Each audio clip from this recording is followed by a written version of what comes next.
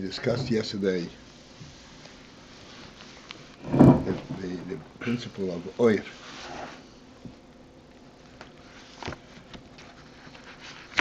Chassidus is continually referring to something called oir.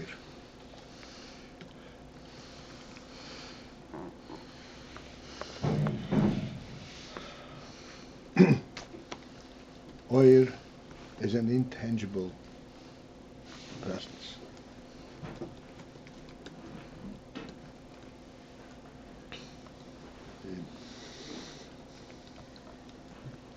Just as sunlight, for example, does not exist without the sun, and in a certain degree, we spoke about it many times, that actually when we say it's day, we mean it's the sun here, it's not the light of the sun. Although it is the light that alerts us to the fact that it's day. But essentially we refer to sun per se.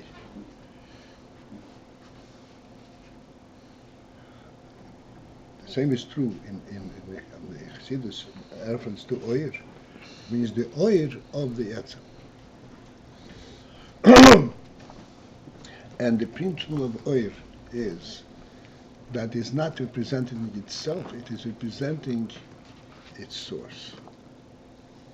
Oir HaShemesh, oir HaNefesh, oir HaSeichel. And as a result of that, because of the oir relates the one who is benefiting from the oir directly from the source itself.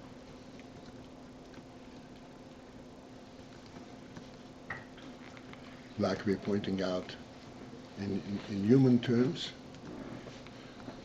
you are in my home. The home is a comfortable home. What is the significance of you being in my home, my presence? The fact that you are made comfortable is significant only by the fact that there is a host who makes you comfortable.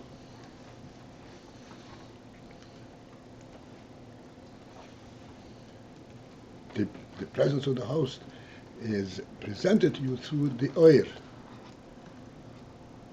but ultimately it is the reality of the host that you are relating to. This is the human being. This is the seichel. The animal does not have that type of relationship. An animal eats food, not the grace of his host.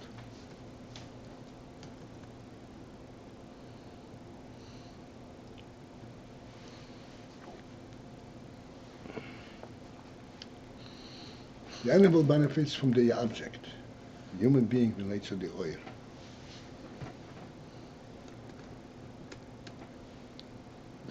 The object is only a means to bring the oir to reality, to reveal the oir.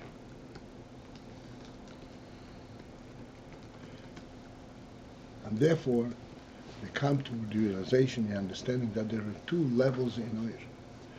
There is what's called oir makif and oir pnimi.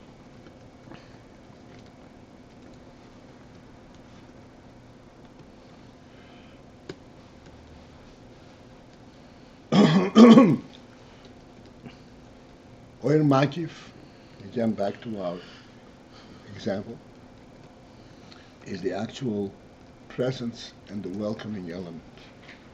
Oir pnimi is the expression of that. When the lunch is being served, it's also oir. But it's an oir that finds expression in lunch.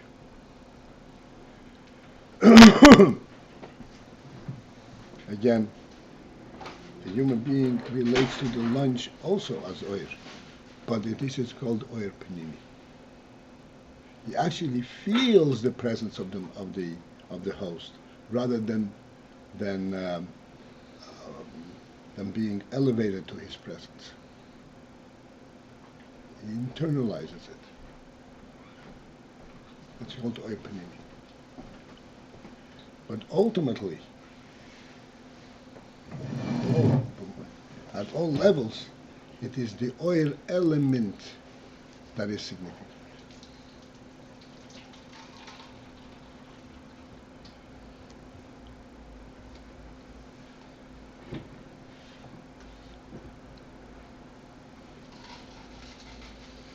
This is what he's saying. I'm going to start from the last line of the second, from the last word on the second line from the bottom of Nunvo, just to get us into it. The oil pnimi hu shebo begilui b'bchinas hislapshus b'keli. Oil pnimi is that which comes begilui, in full expression. What is full expression mean? B'bchinas hislapshus b'keli. What's hislapshus b'keli means? There's a means by which it is being expressed.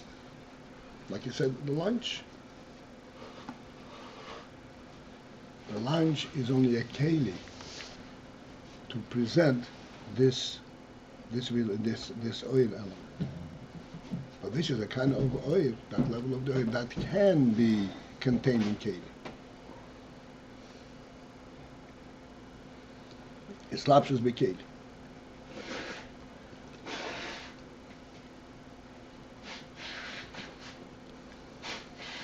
Let us please understand the slapshus. Slapshus means it is in full relationship to the keli. Like, for example, if the lunch is served haphazardly, disrespectfully, just thrown there, okay, here, eat, then the oil is not the slapshus in keli. Kalim and the oil are two separate entities.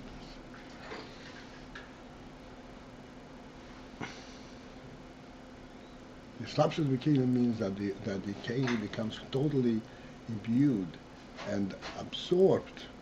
It absorbs the oil. It represents only the oil. Then it is a slapshus b'kelim.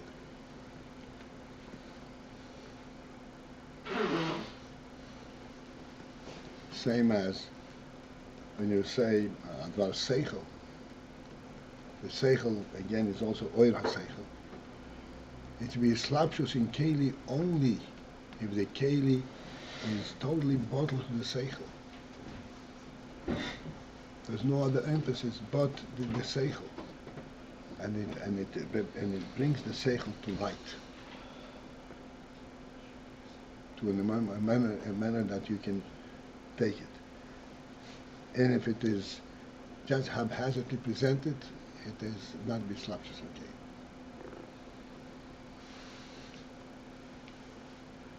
The oil makif, and then there is the oil makif. Hu she'eino nichnas b'pnimius. That is the oil that does not enter in a pnimius manner by the recipient. Ki b'bchinas makif milmayla. It is there only in a makif manner, milmayla, from above.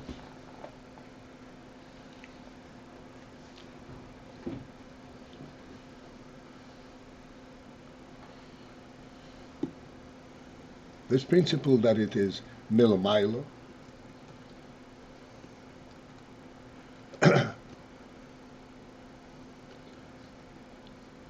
is that it definitely provides a profound effect on the recipient,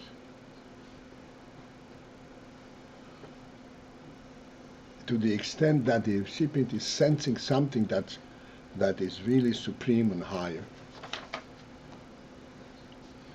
But he does not have the ability to actually absorb it. So he is experiencing something milmayla, makiv milmayla. Harehu b'chinas helam, and that oir is b'chinas helam. This is a reference back to what we said in the beginning of this inyan, that helam v'gilui, in general, the inyan from helam v'gilui is the inyan from makiv and pnimi.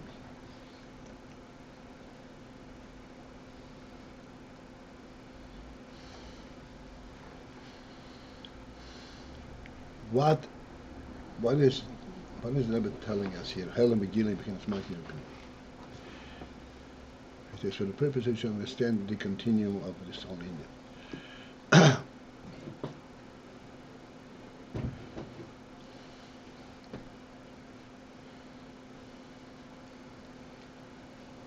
There is definitely an inyan of helam, or something that we don't know, we're not aware of, and it doesn't go into the category of helam.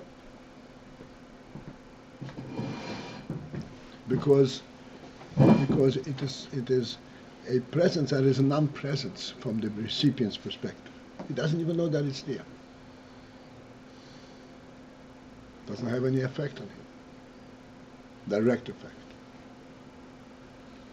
That cannot probably be described as helam. Helam means that there is a presence, but the presence is behelam.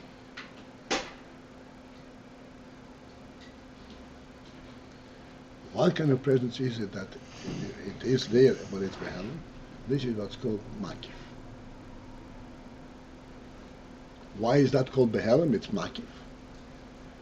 The answer is because it doesn't express itself to the extent that you can actually grasp it and understand it in Keli.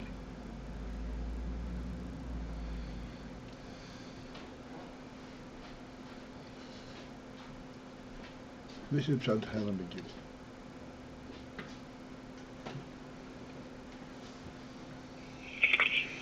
What can be a muscle for Makif? What's being said before a muscle on the Faminius? Well, we said along with the premium, we pointed out what the makif is.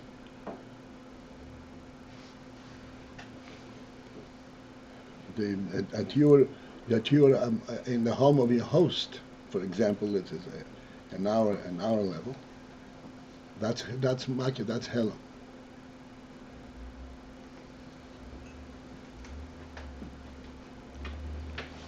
That remains something that is directly connected to the host himself and is present only in the presence of the host. Not something that you can absorb and take with you, so to speak.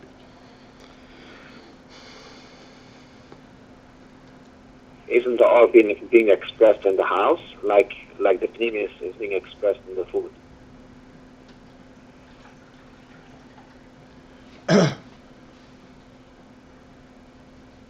No, the house is not oir. The oir is a presence of the host who occupies the house.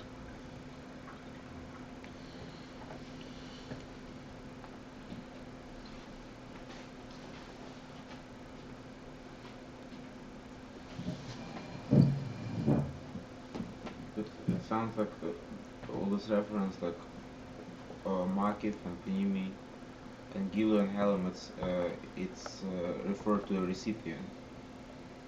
Like, yeah. And because you just mentioned that if it's not even if he's not sensing it, so it doesn't even affect him. Yeah. But is it totally true? Like, I mean, are they? It doesn't go in the category of makif. Right.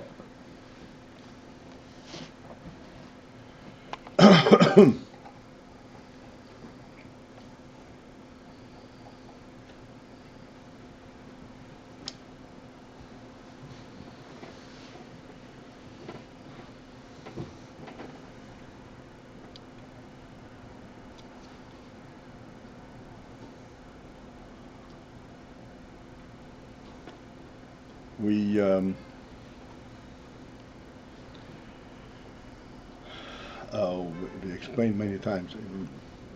These are subtle things, but at this point we have a pnimistic relationship to it. We said that a car, for example, represents a certain human status, a human element, a spirit. That human spirit is, to put it in simple terms, that a human being perceives himself to be everywhere. And as a result of that, it develops into a vehicle that can take him everywhere. And then from this spirit comes the focus to design a vehicle that would capture and would enable this to happen.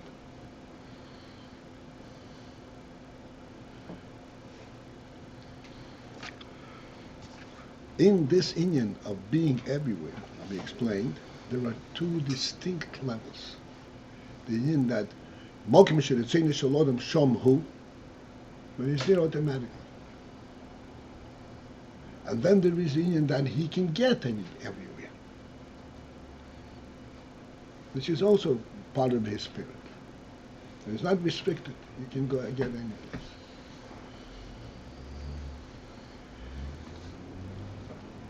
The inyan that he can get everywhere is a makif of the design of the car. The inyan that he is everywhere is remote from that. It's not related to that at all.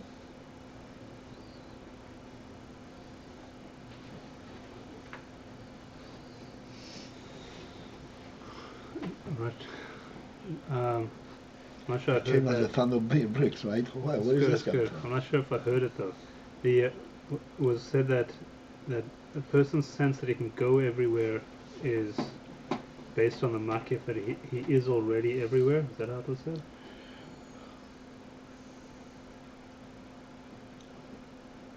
Yes, it is not based on a makif. It is a derivative of it. Mm-hmm. That is not a makif. This is a reality. He is there already.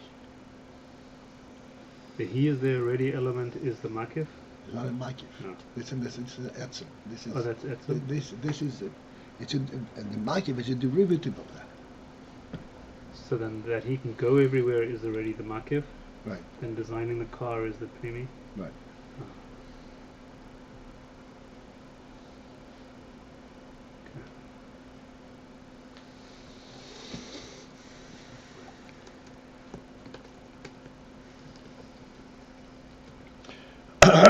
Okay, so now we'll understand the following words. At the end of this, on the top line of Nun Zayin, "V'harei zeh bechinas helem hashayach al hapnim." Thus, the makif is helem. But this is a helem, not helem be'etzem. It's a helem hashayach al hapnimi, that is related to the pnimi. Meaning to say that the union of this makif is not to stay behelem. The union of this helem is not to remain behelem. It will be further elaborated upon and developed and to become pnimi. Which means makif hashayach al pnimi.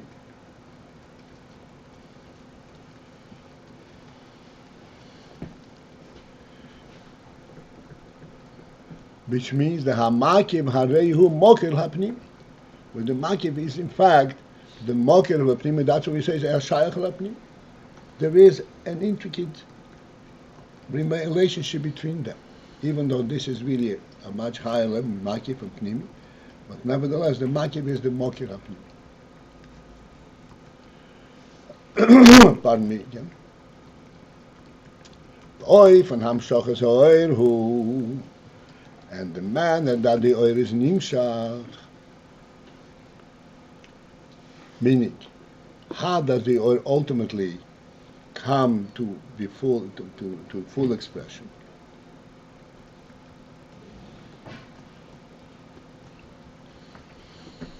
It cannot be nimshach directly from its source.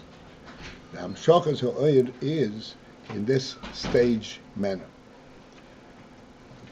Shenimshach tchila b'chinas makif. At first, the oil is nimshach in a makif manner, v'achar kach bo b'chinas pnim. And only afterwards, it comes b'chinas pnimi in a pnimi manner. In b'chinas pnimi. Again, b'chinas pnimi, b'chinas makif means it does not mean that already the recipient is already benefiting it and taking it. There is the inyan in a makif manner. There is the inyan in a pnimi manner. Now it has first to be absorbed and be presented and so forth. But there is a pnimi element. The pnimi element has to be preceded by the makif element. And this is why we say this is a makif hashayach al hapnimi. And this is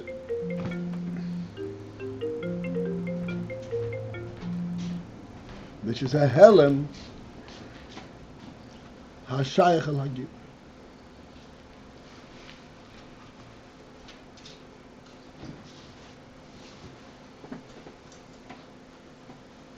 Meaning to say that this is a helem that makes itself known and wait to be nizkal.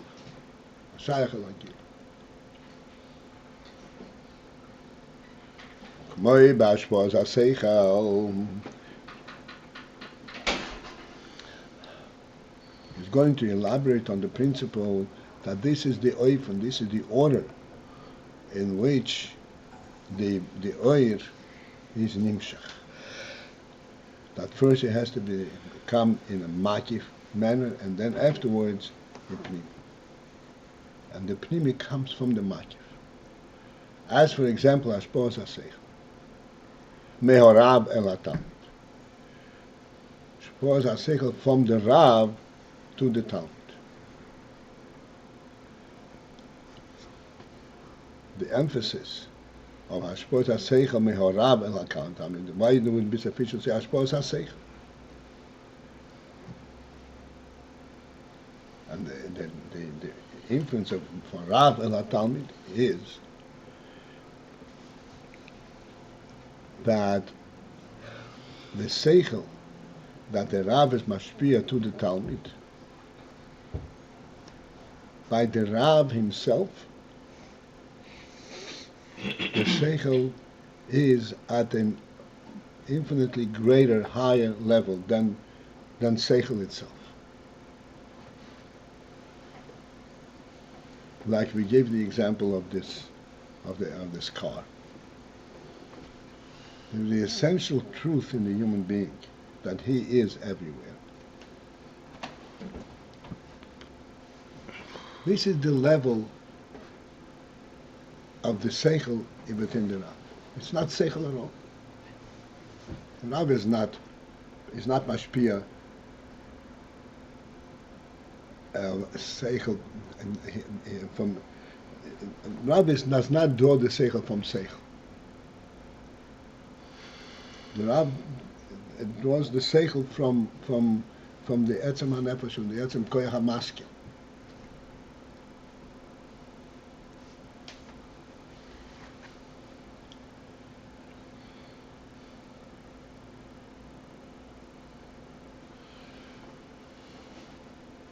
Let us focus in for one moment. Yes, he is now trying to explain something to the Talmud. So we understand why he is engaging in seichel, because he has to transmit that seichel to the Talmud. But how did he himself get to the seichel? What was his interest? To teach himself the seichel?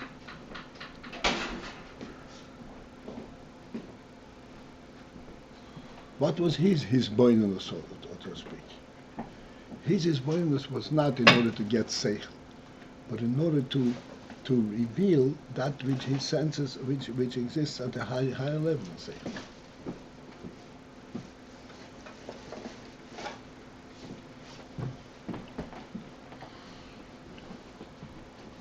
Let us again elaborate on this slightly. The Talmud hears a seichel from the Rav, and as a result of the fact that he heard this seichel from the Rav, it gives him a certain sense of reliability. My Rav told me such and such. I know this is so. Then, because I know this is so, if there's anything that I don't understand, I'm going to delve into it and labor to understand it. This is what the Rav said to me. Where does the Rav himself get that certainty of his saying?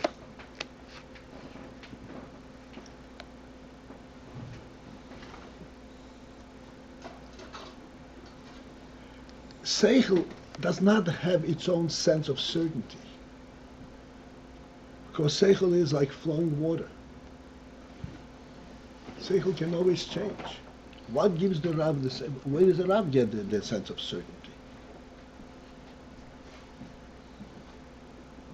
The Rav gets a certain sense of certainty from the source of the Seichel. This is like what we said before about his hamtus of the after the Kodesh Atamsis. He That comes later. no, I'm saying by the Rav. By the Rav, yes, he definitely has an Nekudat Atamsis. But and the Nekudat Atamsis we say it relates to even higher than to the etzem, the source of the Seif. The Rav, by the Rav, this is not Ayin Sichli at all.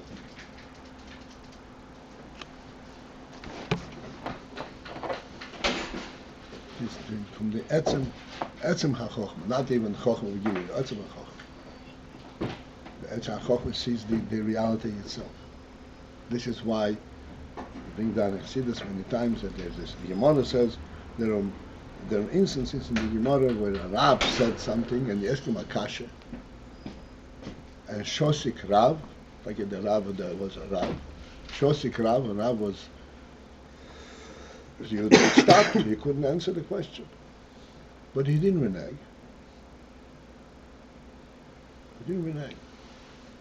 He still maintained the Ayin the way as he originally presented it.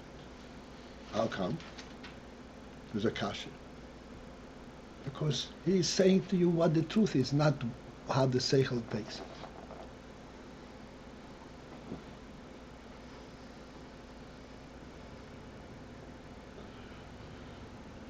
Therefore, Hashpoz HaSeichel Mehorab El HaTalmid. Harab HaTalmid, he first has to create the Seichel.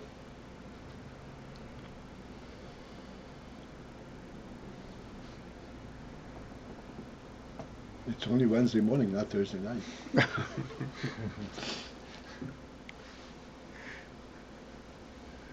I'm sorry, I know it is.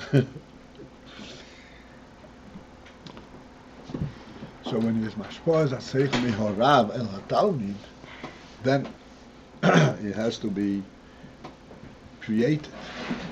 So then harei bitchilo. So there at first seichel horav soiver v'makir v'seichel hatalmid. The Rav with his seichel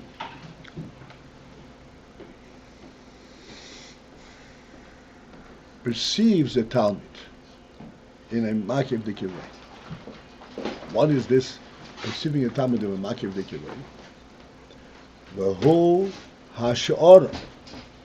This is the moment where he estimates and measures.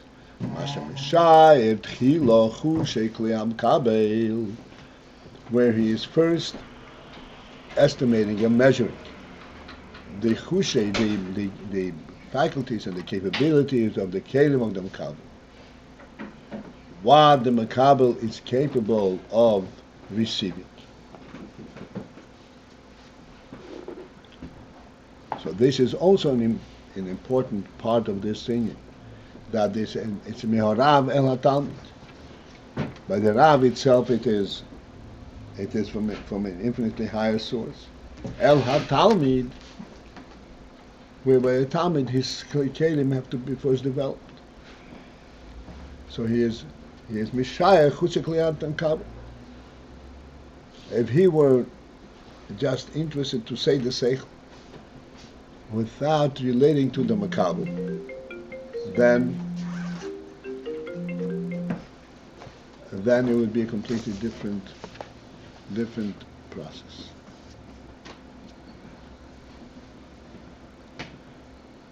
Says Mishai. I missed the mama's last thing I missed. If Mishai claim it, if his hashpah is not in order to be to mashpia to the makabel, just to express his own seichel, that would be a completely different seichel. Ulefi oifon kozer, and according to this manner that he had now identified, the kelim hamakabel or the makabel, Meshayr besichloi, he then measures in his own seichel esoir haseichel sheyashpi alei, the oil haseichel that he will present and bestow to the metalmet, because the principle of hashpos haseichel is not just to blurt out the seichel, but to present to the Talmud that he should be able to absorb it. That's what hashpor. This is why there has to be this stage.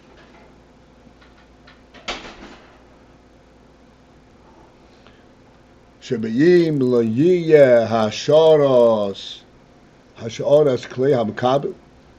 For if there would not be the estimation and measure of the kelim of the makabel, yiyeh hashpos haseichel be'efen, then the hashpos haseichel will be in a manner shelo yuchel lekabel klal, that the makabel will not be able to accept, to receive the seichel.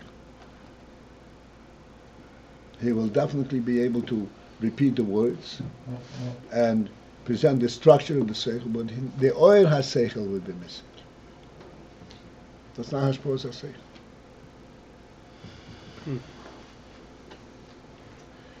Okay, this is it for this morning. Have a great day. To remain on this call, press 1. Oh, there was somebody there.